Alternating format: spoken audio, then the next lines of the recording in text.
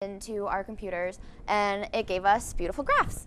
So what I'm here to do today is to express what we did exactly and what that data showed. So what we started out with is the presidential votes, and what we have here is the key. So Barack Obama is the blue, which is 74.7%, this piece right here. And then we have Mitt Romney, who is the red over here, 16.2%. And then we have Gary Johnson, Jill Stein, and other and abstained with the last colors up in the corner.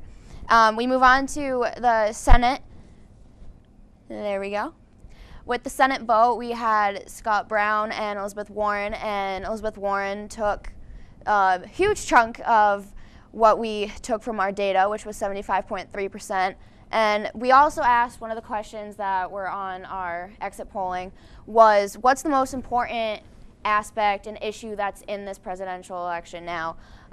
What was huge was the economy, and next came the healthcare and war.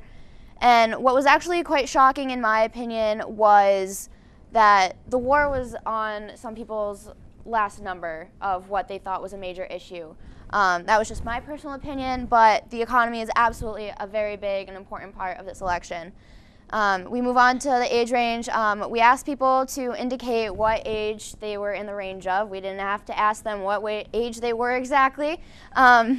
So most people were between the ages of 46 and 55. And that was, I think, a big aspect of, generation. I think you have to look at the ages between how old people are when they vote, because that definitely determines what their opinions are.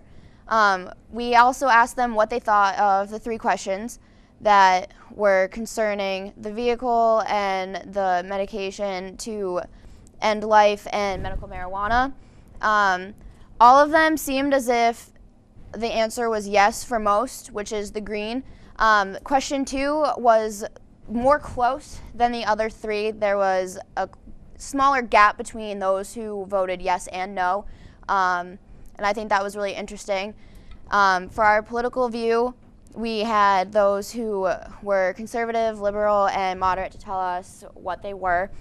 In the 4 towns that we're in, we overall were liberal, but moderate and conservative were also pretty up there as well. I think that it's really good to go out there and vote, and all of those who went out there today and voted, thank you for going out there and doing what you have the right to do. If you haven't voted yet, the polls aren't closed yet, you still have time to get your opinions heard and out there, and I definitely encourage you to do so, and I think that's on the behalf of everyone in our nation right now, because voting is absolutely important. Do you guys have anything to add? I would say so, I guess. I think these numbers that Alexis just showed us very clearly indicate that these 4 towns that we got poll data from overall have a significant liberal bent.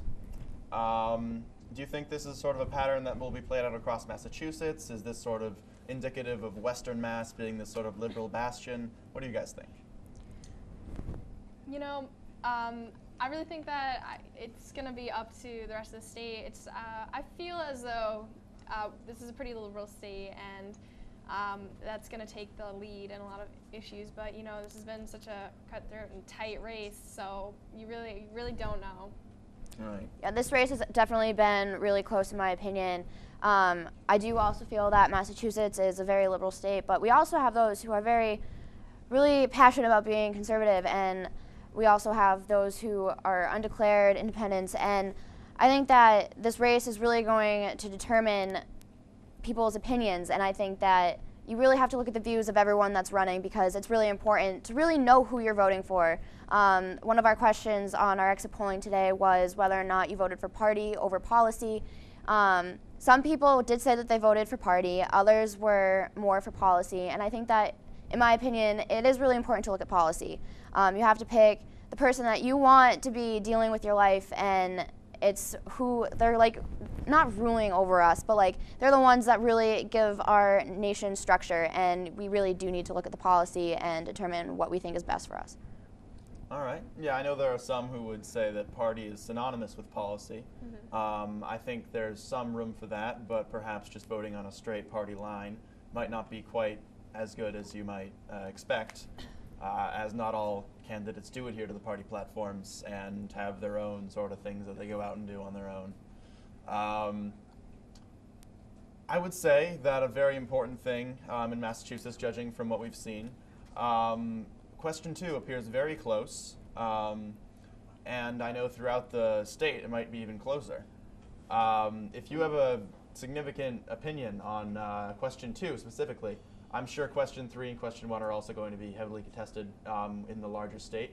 But if you have a very strong opinion on question 2, I definitely urge you to go out and vote, because that will be one that is decided by a significantly narrow margin, I believe.